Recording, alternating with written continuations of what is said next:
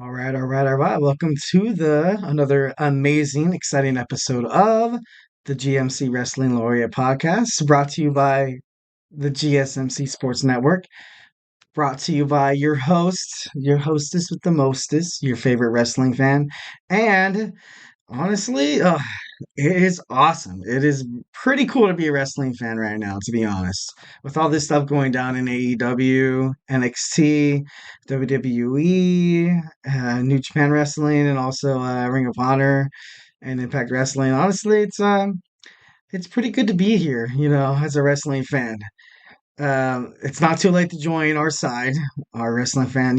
We're family. We're always open to new people, new believers, and most importantly, new hardcore wrestling. I'm sorry y'all hear that, but anyways, thank you for tuning into the GSMC Wrestling Laureate Podcast, brought to you by the GSMC Sports Network. We have a great show for you today. We have a little bit of a WWE NXT review. We have an AEW preview. We have a little bit talking about women's wrestling and Alexa Bliss coming back. Also, Jade Cargill, I believe that's the way you pronounce her name. So yeah, we just have a lot of we have just bunches and bunches just in store for you guys, my favorite audience of all people. Also, we get a number of questions from viewers that come in during the show. So, to ensure that your questions get answered and read on air, use the tips and donations link at the gsmcpodcast.net. This puts your questions all the way up on top so we can have like a nice little conversation about wrestling. I love wrestling. You love wrestling. Why don't we all just talk about wrestling? Tell me what you like. Tell me what you don't like. Tell me what I absolutely like blew on. Tell me something you want a further elaboration on. We're all wrestling fans, so I don't think, there's not a right or wrong answer in wrestling. But anyways, so once again, the link is the gsmcpodcast.net. So make sure to give your questions there. All right, going on to the first segment. What do we got here? What do we got? We have the WWE NXT review. A pretty awesome, to be honest. To as opposed to all the other NXTs. And you can't really blame NXT and you can't really blame the wrestling, organization or the creative talent to be like, obviously, these next episodes heading toward the WrestleMania event, especially when you're on Saturday. You're on Saturday. And usually, and I'm going to talk about this later on in the podcast, but um, since WWE split WrestleMania into two nights, night one, which is Saturday, night two, which is Sunday, there was always kind of a lag in night one. There really was. But now you have the Cody Rhodes, Seth Rollins against Roman Reigns and The Rock. And you also have NXT Stand and Deliver in the morning to kind of like, it's kind of like a warm up the audience. You kind of have to be that good. You kind of have to be that person, just like hype up the next man. Like, you know what I mean? Kind of like a, performing, like if you go to a concert, there's always like a pre-show or there's always like a supporting act that always gets, they go before the main stage and the main act. And I don't know, they always like really hype up the fans, get them ready for an awesome show. So I can imagine NXT Stand and Deliver is going to kind of be like this. So yeah. So the show started off with D-Jack and Sean Spears. Sean Spears, he lost, which was actually surprising. I thought they were going to kind of push him here. Ty Dillinger coming back, the perfect 10. But I don't know. As as recently kind of becoming like more of a NXT fanatic, Dijak he's entertaining as hell to watch. He has the athleticism. He's like the powerhouse. He's also kind of unpredictable here. And he kind of reminds me of like a Randy Orton. And honestly, I think if he's hearing this podcast, that'd be like kind of like a compliment toward the guy because Randy Orton's like one of a kind and not a lot of people can be the Viper Randy Orton, but honestly, I think D-Jack is kind of like that NXT kind of version of Randy Orton. Next, I have Jasmine Nix versus Thea Hale. Thea Hale has recently kind of got back to her roots. She's that like that lovable, like but yet feisty kind of girl that's ready to just throw down whenever she can. She recently kind of took more of a recluse approach when she was kind of best friends with Jasmine Nix's I don't want to say promoter because that sounds really weird. Uh, kind of like her protege. Kind of like her protege. So I don't know. From the beginning of the match, Leia was all over Nyx. And then of course we had interference, and that's usually how the heels in the WWE usually prevail. Is once when once when you have that baby face, that new and improved, that new I reformed myself. I want to be a people's person. Usually always gets like the crap end of the stick, and unfortunately, Thea Hill was although she has pretty good greener pastures heading toward her, but just the interference in the match, either win or lose for any superstars, it's all also kind of like it's pretty melancholy. It's kind of grim. And I don't know, it just doesn't, I don't know. That's just wrestling. That's professional wrestling. I love it. You love it. And we move on for that. So let's move on. Um, like I said before, this is arguably the biggest WrestleMania like ever. Oh God. Not only does Raw have to deliver, not only does SmackDown have to deliver, but a lot of people are pegging on NXT takeover, not NXT takeover, stand and deliver. It used to be called takeover. That's weird. But NXT stand and deliver to kind of, warm up the crowd, kind of get them ready for that Cody Rhodes, Roman Reigns, and you don't even know that tag team match is going to be absolutely unpredictable. And I know I'm just journeying on and on about this match because I'm excited about it. Obviously, if you have something to say about it, use the tips and donations link. Let's talk about this. Let's talk about this. But yeah, it's going to be the biggest Saturday of the WrestleManias for forever, forever, forever. No, no, I'm just kidding. But honestly, like this build up toward WrestleMania 1 is just like more important and bigger than anything we have ever seen ever since the WWE split the WrestleMania into night 1 and night 2. Arguably, before there's been some pretty good matches, but just this build up, it's just absolutely the tension, the like oh my God, like it's to the point where like you feel like these superstars actually kind of hate each other. And if you feel like that and watching that as a fan, I believe WWE creative and promotions have kind of did their job. They kind of did their job. Like honestly, this is probably going to be the best WrestleMania of all time so far. And I know that's either what generation of wrestling that you're from. There's obviously going to be some kind of like, backlash or some kind of like rebuttal. But hey, come at me, bro. Tips and donations link. Write it down. Write it down. I'm just kidding. Sorry for the aggression. All this WrestleMania tensions in my blood. I feel like I can face in WrestleMania. I feel like I can face Roman Reigns and probably last in that match like maybe 30 to 40 seconds at least. No, I'm just kidding. Anyways, but moving on to the NXT. So what really surprised me about NXT watching this past Tuesday was that Natalia came out. Natalia, and she's obviously I don't think she's really ever been in the NXT. She's kind of born from that Nine Heart like Heart Family Foundation, and she was kind of automatically like you have those kind of those not celestial abilities, but kind of like those abilities that get passed on from family to family to family. You have Brett, you have Jim, you also have Owen. And I think a lot of people anticipated Natalia's career to kind of be better than it is as of right now. Like, and honestly, this move for her going back to NXT, I think it's doing. I think it's I think it's for the best. Like, I don't know if she's gonna compete with Valkyrie or Roxanne Perez right away, but I don't know, just kind of having that veteran mentality there in the locker room, kind of like what, like the rumor going around that CM Punk is kind of involved in NXT promotions.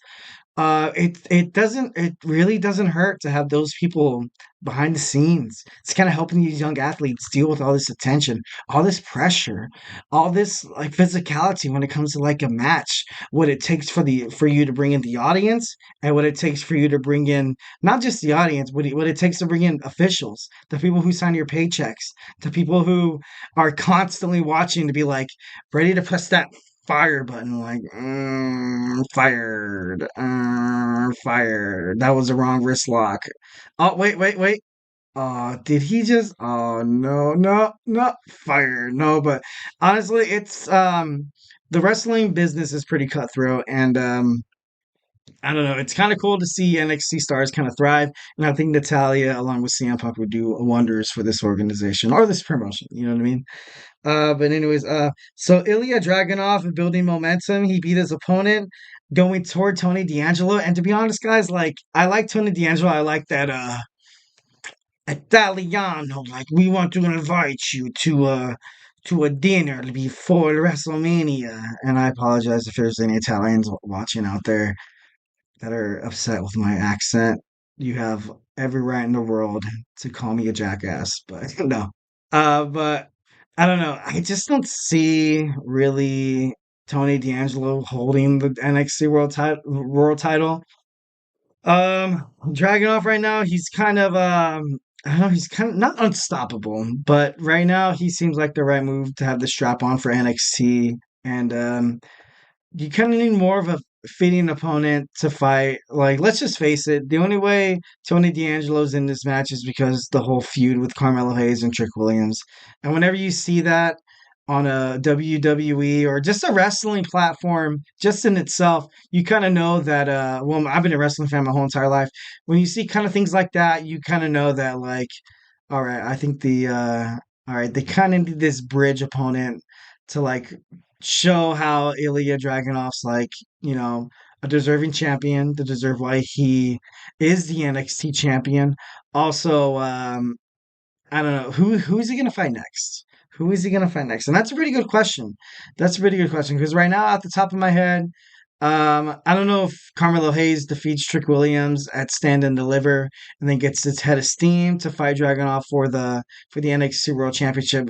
If I was creatives, I would probably kind of lean toward that. But Trick Williams right now, he's over. He's so over with the fans right now. People love him.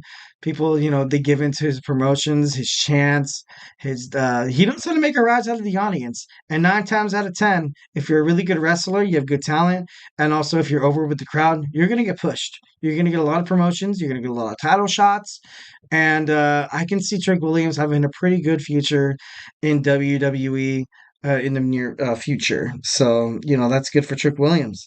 Um, also, Rich Holland had a retirement speech.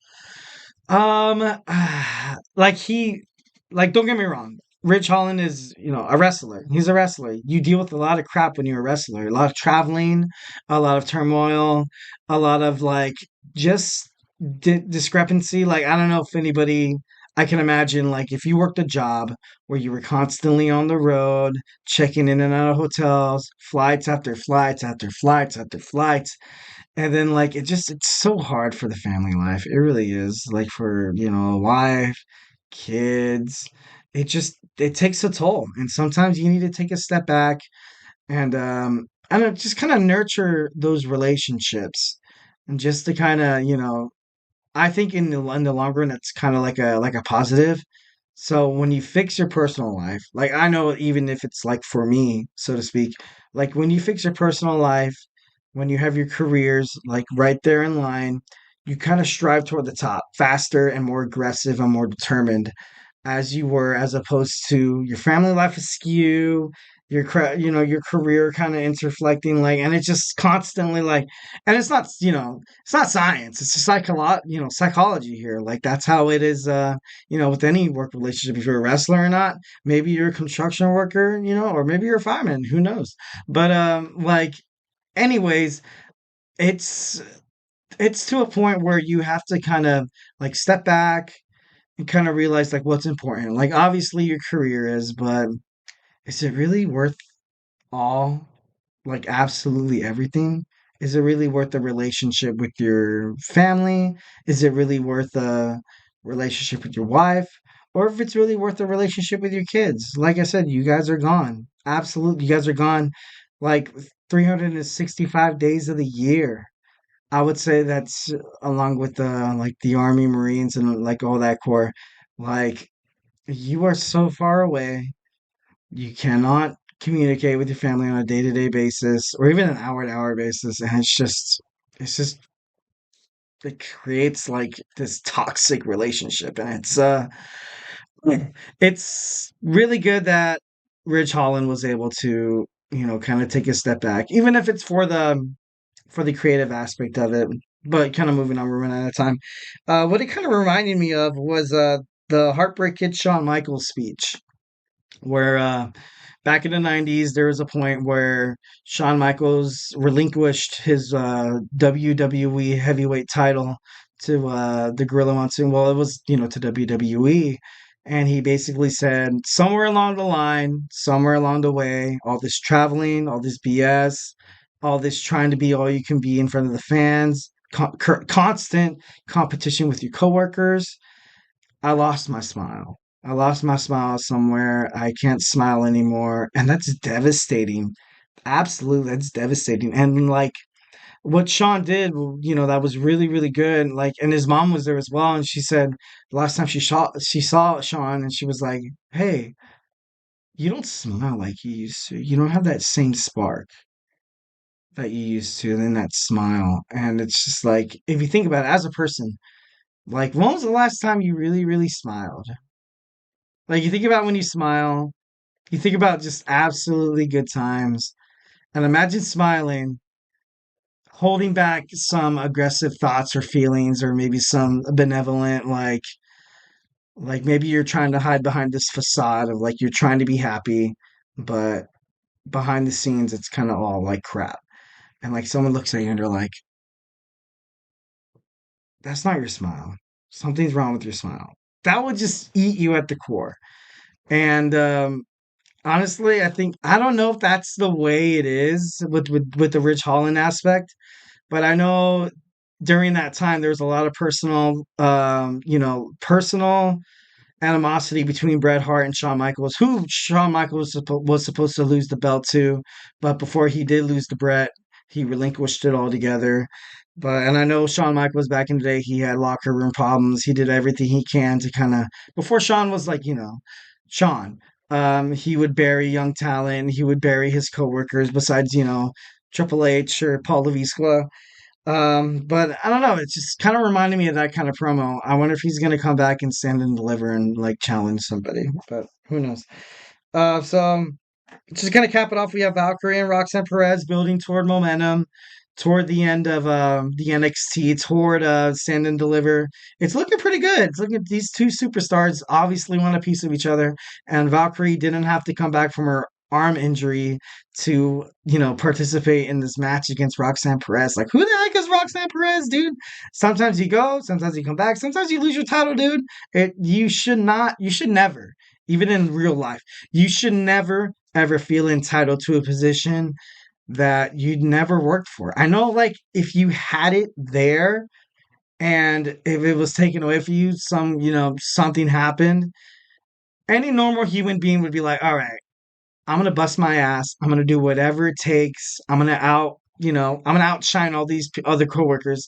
I'm just gonna work myself right back up the top. I'm not gonna like complain about it. Like, who wants to complain about it? And that's why I think Roxanne Perez will lose this match ultimately. But just kind of ending it here.